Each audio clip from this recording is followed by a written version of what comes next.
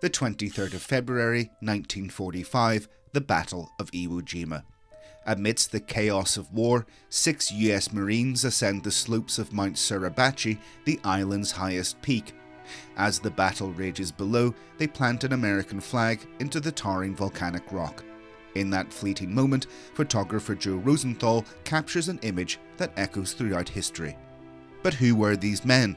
Did they survive the terror of Iwo Jima? Did they return home to their families, or did they pay the ultimate price for their heroism? In this behind-the-frame video, we dive deep into the iconic moment that stands immortal in the history books. Who were they? Each soldier in the photograph played a critical role in the fighting, their identities becoming synonymous with the bravery and determination shown during the Battle of Iwo Jima. These are their stories. Starting from the left and holding the bottom of the flagpole is Corporal Harlon Block of the 28th Marine Regiment. Born in Yorktown, Texas, he was the third of 6 children in a Seventh-day Adventist family. His father, a World War I veteran, worked as a dairy farmer. In January 1943, Block and 7 friends from high school enlisted in the Marine Corps, prompting a special early graduation ceremony for them. Block was tragically killed in action on March 1, 1945, just days after the iconic photo was taken. He was one of the many soldiers who gave their lives during the brutal fighting on Iwo Jima. Along with the others, his death underscored the immense sacrifice paid by Marines during battle.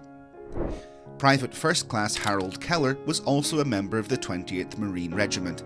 He can barely be seen in the picture.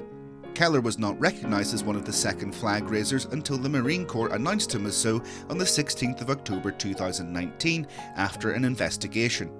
Keller had previously been incorrectly identified as Private First Class Rene Gagnon. Keller survived the war. While he never spoke about it, Marine researchers determined he was one of the second flag raisers after he acknowledged it in a letter to Ruby, his wife, written from Iwo Jima in February or March 1945. Private First Class Franklin Sousley, another member of the 28th Marines, is prominently featured in the photograph. Born in Hilltop, Kentucky, he became the family's sole male figure at just 9 years old after losing his older brother and father. Sousley graduated from Fleming High School in May 1943 and worked in a refrigerator factory in Dayton, Ohio. After receiving his draft notice, he was enlisted in the United States Marine Corps on the 5th of January 1945. Tragically, Sousley was killed in action just days after the flag raising on March 21, 1945. He was buried 4 days later at the 5th Marine Division Cemetery on Iwo Jima. Sergeant Michael Strank was the leader of the group of Marines who raised the flag on Mount Suribachi. A veteran of previous Pacific battles, he was a respected and experienced Marine. In the photograph, he is seen near the flagpole helping to lift the flag. Strank was born into a Rusin family in the Prešov region of northeastern Czechoslovakia, present-day Slovakia. His 2 brothers and sister were born in the United States. It wasn't until 2008 that his sister was officially presented with his certificate of citizenship, as it was discovered he had never received it during his lifetime. On the 1st of March 1945, just days after the flag raising, Strank was tragically killed by friendly fire while planning an attack. His military decorations included the Bronze Star, Marine Corps Good Conduct Medal and Purple Heart, among others. Corporal Harold Schultz served with the 2nd Battalion, 28th Marines, 5th Marine Division. Though his face is less recognisable than some of the other Marines, he played a key role in the iconic flag raising on Mount Suribachi. Born and raised in Detroit, Schultz enlisted in the Marine Corps Reserve on the 23rd of December 1943. He was a member of Easy Company, 2nd Battalion, 28th Marine Regiment, 5th Marine Division, which was activated in 1944 and trained at Camp Pendleton. After his military service, Schultz settled in Los Angeles, working as a mail sorter for the US Postal Service until his retirement in 1981. He never had children and, in his youth, lost his fiancée Mary to a brain tumour. He remained unmarried until his 60s when he wed his neighbour, Rita Reyes. And lastly, Private First Class Ira Hayes, a Native American from the Pima tribe, was one of the Marines in the iconic flag-raising photograph. The eldest of 6 children, he grew up on a subsistence farm where his father, a World War I veteran, harvested cotton to support the family. Hayes was working as a carpenter when Japan attacked Pearl Harbor and enlisted in the Marine Corps Reserve on the 26th of August 1942. After the war, he struggled with its psychological toll. Though hailed as a hero, he had difficulty adjusting to civilian life. On the 24th of January 1955, after a night of heavy drinking, he died of exposure and alcohol poisoning. He was buried with full military honours at Arlington National Cemetery on the 2nd of February 1955. Did you know there were 2 American flags raised on top of Mount Suribachi? The first flag raising took place at 10:30 a.m. Led by First Lieutenant Harold G. Schreier of Easy Company, a 40-man patrol secured the summit and raised a small flag provided by Lieutenant Colonel Chandler W. Johnson.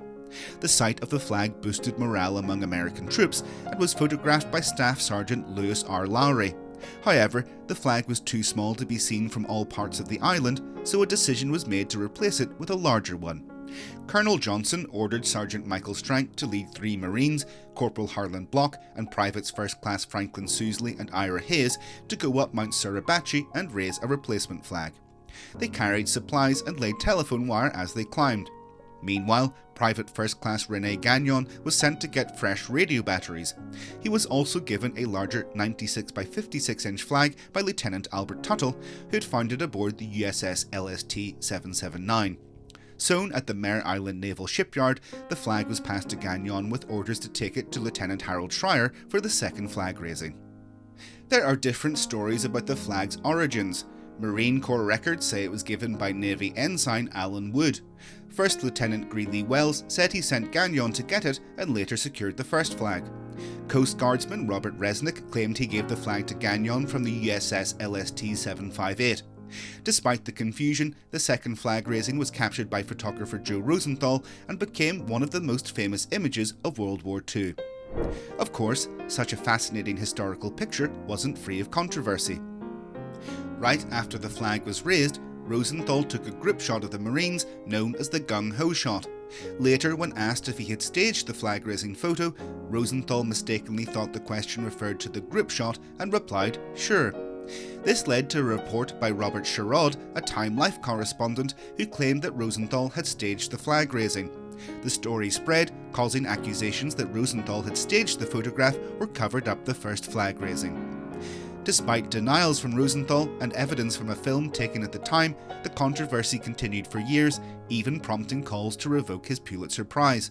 Rosenthal repeatedly denied the claims, expressing frustration over the constant repetition of the accusations. And that is the story behind the iconic image raising the flag on Iwo Jima. On the 23rd of February, 6 Marines from Easy Company raised the American flag for the second time, ensuring that every soldier on the island could see it.